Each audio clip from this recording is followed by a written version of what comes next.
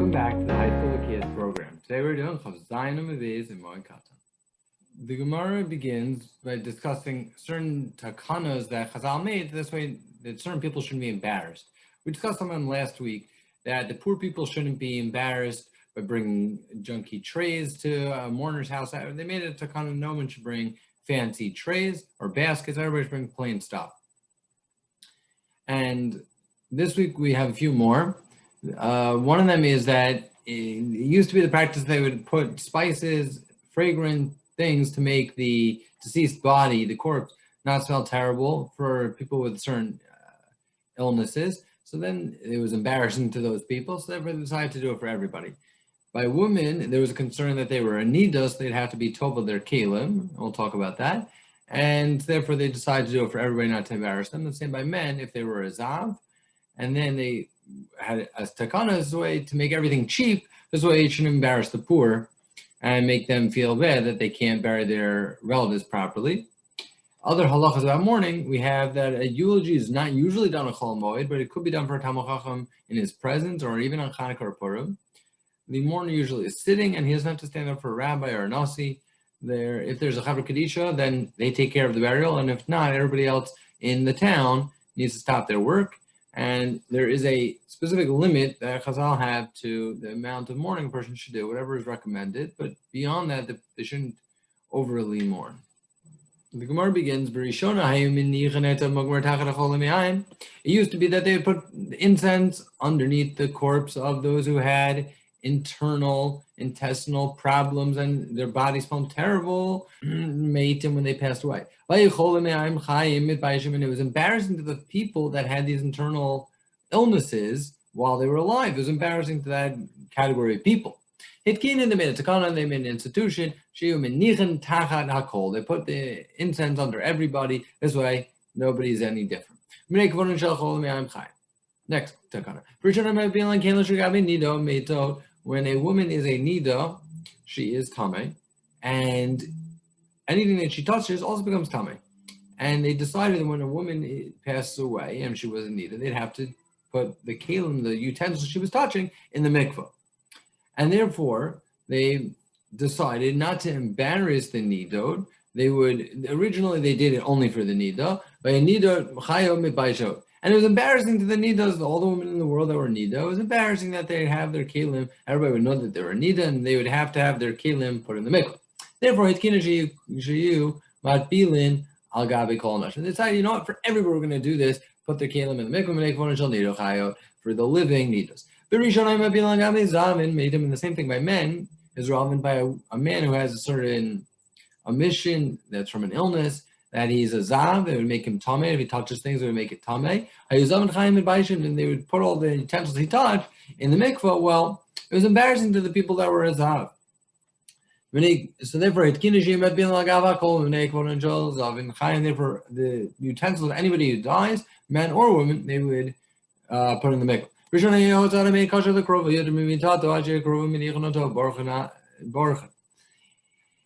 It was usually sometimes so terrible, the tragedy of having to bury the person, more than it was that the person died. Why? Because it was really expensive. And therefore, the relatives sometimes, it got to the point where the relatives, would leave the deceased and run away, because it was terrible. It was really, really expensive, and they couldn't deal with it. And besides the tragedy of the death, they also deal with the difficulty of the burial. So therefore, made an amazing takana, amazing act that showed everybody there was beneath his dignity that he deserved, but yet he did it for himself. He went below his dignity in order to make a better takana. And he decided that he should be buried in plain flax, cheap garments. And everybody decided to do the same minhag. Let's say the clay pishin. Amra papa va'idna today. The minhag is to use really cheap stuff. No, galma afilu b'sarda barzuda, a canvas, cheap cloak on top of the deceased when they pass away. Amr Rav Papa. On the topic of eulogies of mourning, the Gemara says the following: the idea that there is no eulogies and mourning on Chol HaMoed, that does not apply to Talmid Chacham. a Talmid Chacham that passed away, they're allowed to eulogize him. And even more so, Chanukah Purim, they're allowed to do a eulogy for him. That's only when in the presence of the Talmid Chacham, that his coffin is over there, they can do it. They can't do it not in front of him. Is that true? Rav Kahana gave a eulogy for Razvid in a totally different town, and Razvid was from Nardea, and he gave the eulogy. And he gave the eulogy in Pum Nahara. So how could Rav Kahana do such a thing? It wasn't in front of him; it was on the Moed. Says the Gemara, Rapapi. Amar Rapapi explained, Yom Shemo Hava, it was the day of hearing about the death, the Kafan of David. It was really intense mourning that day. It's like in his presence.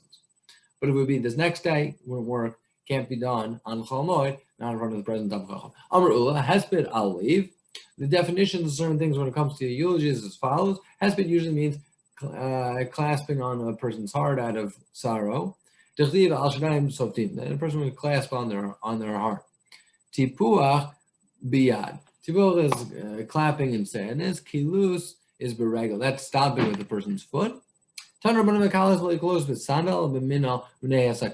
that's stopping with their feet out of mourning, out of sadness, they should specifically do it with a shoe and not a sandal. Sandals don't fit perfectly to the foot. They can break, and as a person stopping, they can really twist or hurt or break their foot. Once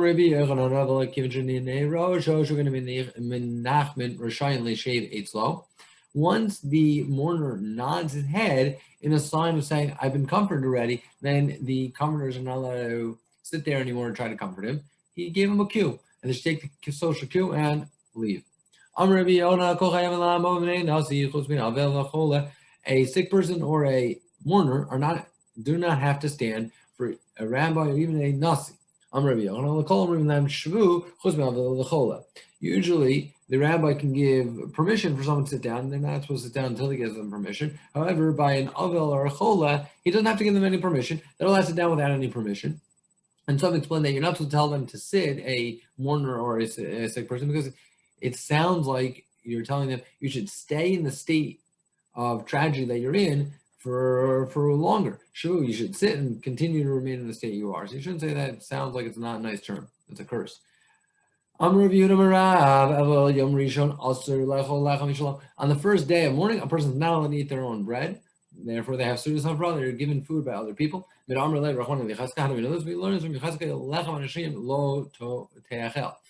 said, don't eat your own bread. Don't eat the bread of other people. In other words, eat your own bread, because he's not supposed to have a regular mourning for his wife, to indicate to everybody how jarring and different his mourning was, corresponding to the mourning that everybody's going to have to do on the base of English. Rabba Rav Yosef, Rabbi Yosef, when one of their relatives passed away, they made sure to give their suda to the other one in order that they shouldn't eat their own food, they should have food from someone else. Rav Yehuda says, when someone passed away, everybody in the town should leave work and go deal with the burial. Rav Hamnuna once Rav Hamnuna visited a town, Shama Kol Shipura, he heard shofars blowing to announce the death of somebody, Shechva, shofar that announced that someone passed away. He saw the people were working. Those people should be excommunicated. Don't you guys know there's somebody who passed away in the town?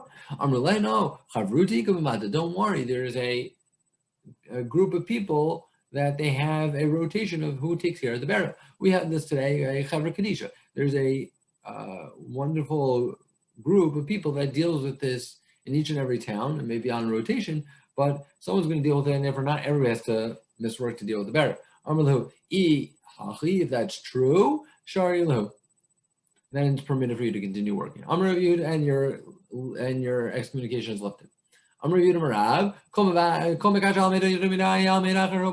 person shouldn't mourn excessively, and if he does, he's gonna have to cry for another tragedy. In Rav Huna's neighborhood, there was a woman with with 7 sons. This lady had made a chamina, and one of them passed away tragically. She was crying excessively. Don't do that. Don't keep crying. Lo ashkachabek, she didn't listen. Shachle isetit mutab, if you listen to me, that's great. Ilo savid, if you don't want to listen, you want to keep crying. Zavanta liidach, ilo savid lezavdata, liidach. You're going to have to prepare for yourself burial shrouds for the other. If you don't want to listen, you have to prepare burial shrouds for the other children. And sadly enough, Meet v'mitu kulu. The next one died, and not only that, they all passed away. L'sof, at the end of the story, Amr, law. He told her, Timush zavata l'nafshich. You should make shrouds for yourself if you're not going to stop crying. Umita, and then she passed away.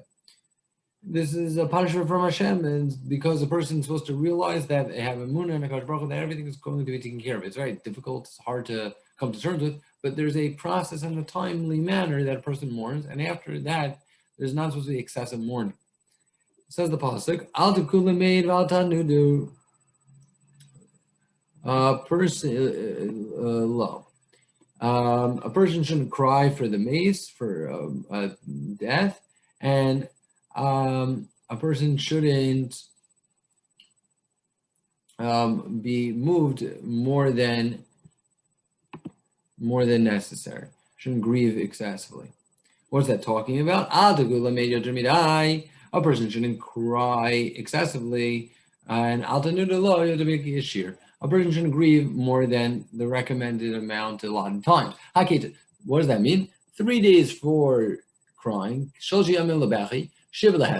eulogy, 30 days have some remnants of mourning, no ironing and no cutting hair. Hashem says after that, you guys are not more merciful than me. Look, it was a loss for me too. Everybody, all Klal Yisrael's children of Kadosh Baruch Hu. Kadosh Baruch Hu lost his child from the world, and yet he says there's a certain recommended time supposed to cry, not more.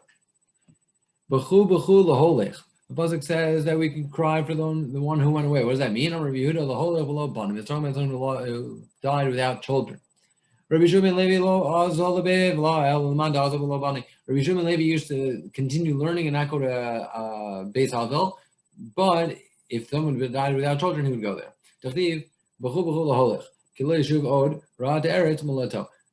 You should cry for the one who's going, and he's not going to return back to the place where he was born from. He's not going to be the place where he was born. He's not going to return there, and that's referring to someone who dies without children. He doesn't have a heritage. A different interpretation of the same pasuk. You should cry for the one who went away. What was that talking about? A person who did an avera and repeated it. Well, you know what? He left that mitzvah and he did the avera, and now he's gone from that particular thing, and it's really hard to do the tshuva on it. Says Rav Huna Latame. This follows Rav Huna's opinion. Rav Huna gives Avar Adam avera b'shana. Once a person did an avera twice, hutrlo, it becomes mutter. The Gemara says, do you really think that means it becomes mutter, becomes permitted? That doesn't make any sense. Obviously, things that once he violates an avera twice, it doesn't become permitted. Rather, ema nasaloka heter becomes in his eyes rationalized as though it was permitted. Amr Levi, Avol Shoshim Rishonim. Yira and Asma Ki'ilu Charim Menachalo Bein Shtei Yira Chosav. A person should realize in the first 3 days that there's a Satan that's hovering over him. There's something tragic that just happened. And the first 3 days after mourning, a person sees as though there was a sword hovering over him. And he should be concerned that nothing, or between his shoulders, and that sword might attack him. He should be petrified, he should be scared, and he should mourn and take Moshe for himself properly. Once the most intense mourning has passed to the 3 to 7 days, we say, Kilo Menachalo, we say it's as though there was a sword keneged him, that was across from him, Bekaren's Avis. It was just in the corner. Beyond 7 days, Kilo Overa keneged Bashuk, we look at as though there was a sword just in the street, not right next to him, less fearful. A person shouldn't do the hesped for women. They shouldn't put the coffin in the street at length because of time. It's not coveted to leave the woman's coffin out. It